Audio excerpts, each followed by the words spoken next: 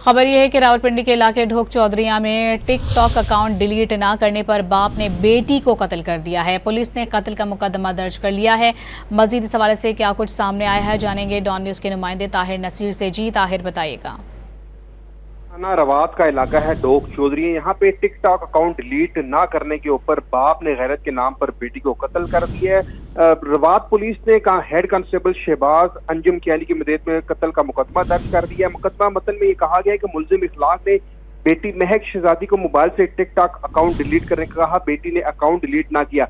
इखलाक ने तैश में आकर गैरत के नाम पर अपनी बेटी को गोली मारकर कत्ल कर दिया। मुलजिम इखलाक अहमद के खिलाफ फसाद फिल अर्ज का इर्तिकाब का किया है, उसके खिलाफ मुकदमा दर्ज कर लिया गया। फायरिंग के बाद मुलजिम इखलाक मौके से फरार हो गया। ताहम पुलिस ने लाश पोस्टमार्टम के लिए अस्पताल मुंतकिल कर दिया।